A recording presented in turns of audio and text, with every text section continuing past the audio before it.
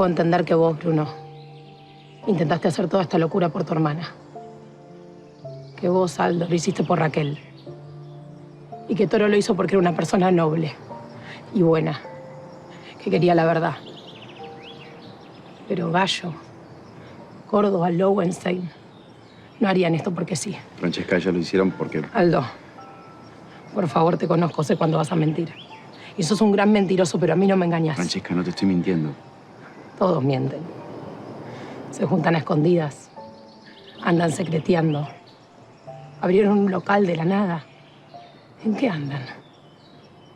Ya te hemos dicho la verdad. Por favor. Por respeto, no me traten como una tonta. Te estás imaginando cosas, Francesca.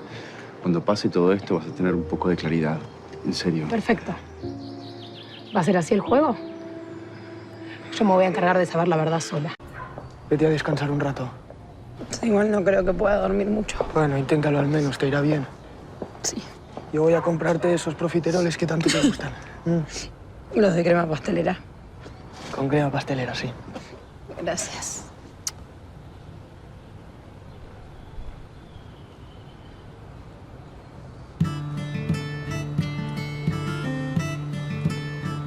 Gracias.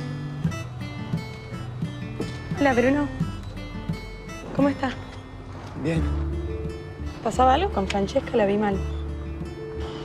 Toro la dejó plantada el día de su casamiento. No puedo creerlo. Tan buen chico que parecía. Pensé que la quería. Sí. Sí, estamos todos sorprendidos, pero ya ve. Lo lamento mucho por ella. En fin, necesito que hablemos.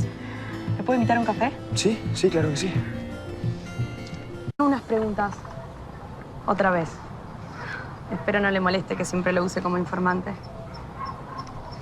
Y espero que esta pregunta no sea muy dolorosa para usted. Dígame. No sé si sabía, pero salió una nota sobre una redada policial en medio de un remate de chicas para ser prostituidas. Y yo pensé inmediatamente en usted, en su hermana. Por eso vine. Porque esta monstruosidad tiene que salir a la luz. Tiene que saberse lo que pasa y hay que aprovechar ahora que la prensa está mirando. Me parece muy bien, Lucía. No me molesta para nada, en absoluto. Todo lo contrario, le agradezco. Gracias.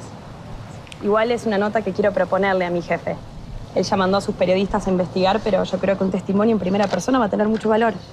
Y le prometo que será sin foto. Usted conoce mi historia. Trajeron a mi hermana de España, engañada. Y terminó en el Varsovia prostituida.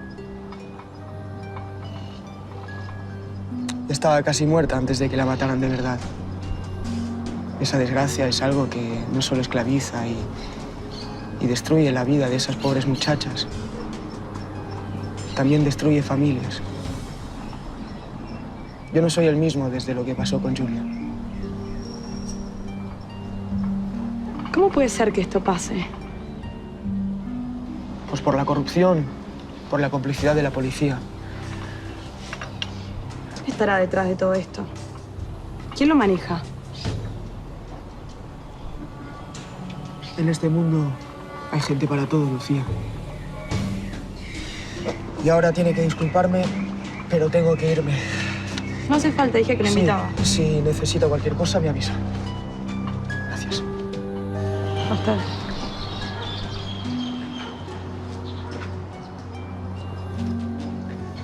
Hay que preguntarse cómo llegan esas muchachas al país. ¿Quién las engaña en Europa prometiéndoles una vida mejor? ¿Quién las sube a un barco y las baja en un burdel? Eso hay que preguntarse.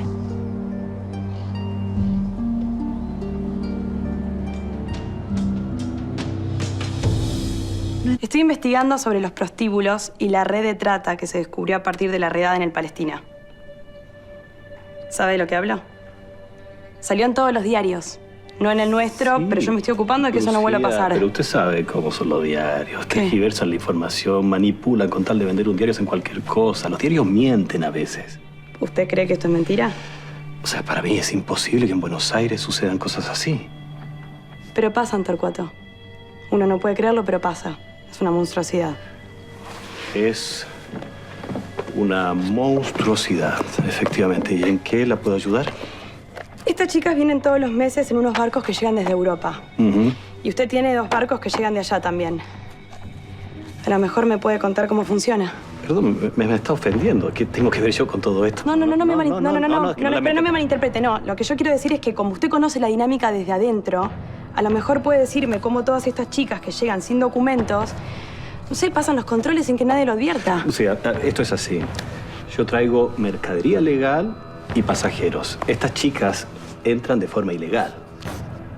Como mercadería. Como objetos, efectivamente. Es un horror, es una vergüenza. Incluso llegué a pensar que pueden entrar en balsas o por tierra, por Paraguay. No sé, es realmente una vergüenza para toda la sociedad que sucedan estas cosas. Pero ¿y usted nunca escuchó un comentario al pasar, algo que lo haya llamado la atención? Mientras escuchaba que bajaban la mercadería. Si usted me pregunta, a veces personal de migración hace la vista gorda o recibe coimas por el ingreso de mercadería. ¿Hasta ahí? No, bueno, pero esas cosas me sirven muchísimo. Cualquier detalle podría ser la punta de algo más grande. Haga memoria, por favor. Es que no sé nada. Usted me conoce, Lucía. Yo no soy una persona sociable. Voy al puerto, efectivamente, pero no escucho rumores ni nada de eso. Yo compruebo que mi mercadería entre de forma legal y que los pasajeros hagan migraciones. Punto, se acabó.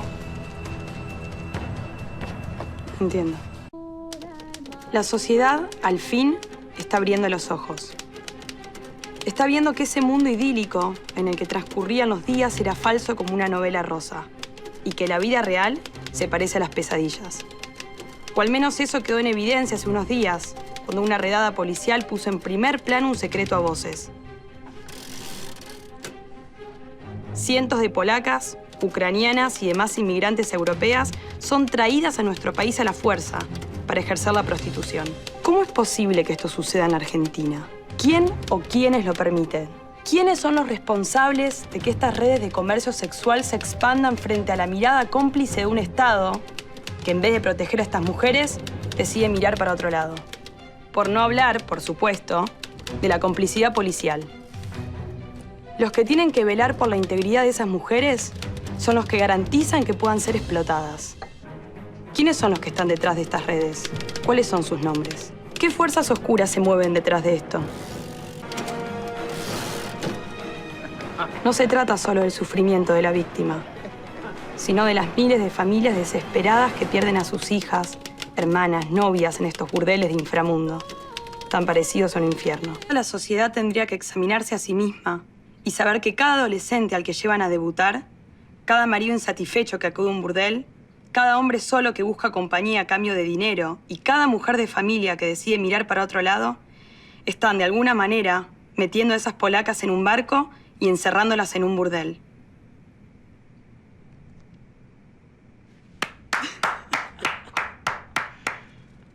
Espectacular. No tengo palabras, la verdad. Muy bonito, muy sentido. ¿De verdad? Su sensibilidad para narrar todos estos hechos es muy Gracias. crudo, ¿verdad? No se puede disfrazar una verdad, no se puede adornar de dolor de estas mujeres con palabras lindas, pero de verdad falsas como máscara. Lo que usted hizo es un gran acto de honestidad y valentía.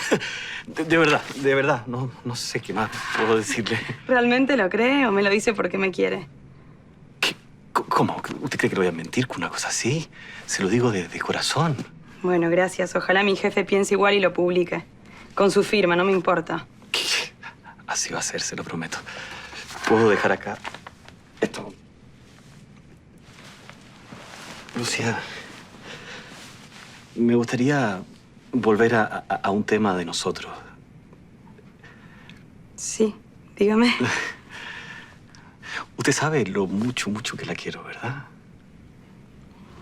Sí, lo sé. Y le quería comentar sobre nuestro casamiento. Yo sé que lo aplazamos por el asunto de mi hermana, que me pidió que ella quería ser la primera en casarse, ¿verdad? Con Aldo, pero ya que ella lo está postergando y postergando, me parece que sería correcto que nosotros nos casemos en breve. Bueno, si ella le pidió que esperemos, me parece que lo mejor es hacerle caso. Usted sabe lo difícil que son estos temas para una mujer. Sí, por supuesto que lo sé, para una mujer y para un hombre también. Pero déjeme hablarlo con mi hermana. Es un asunto de familia. La pregunta es otra. Usted, Lucía, ¿estaría dispuesta a casarse conmigo en 2 o 3 semanas más? Todo mal. Ha salido todo mal. Quizás haya que parar un poco. Sí, quizás podamos dedicarnos al negocio un tiempo y después cuando las cosas se calmen volvemos con todo. ¿Negocio? Yo no puedo pensar en el negocio. Ha sido mi culpa. Os animé a todos vosotros a dar un gran golpe y ha salido todo mal. Que no, Bruno, que eso no es así, que ninguno de nosotros nos dimos cuenta. Claro. No solo es tu culpa. No, sí, es mi culpa. Por eso no quiero volver a la banda, no podría hacerlo.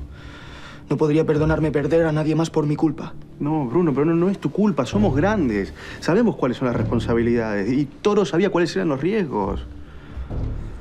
Bueno, discúlpeme, pero me está esperando Sara para cenar. Después hablamos.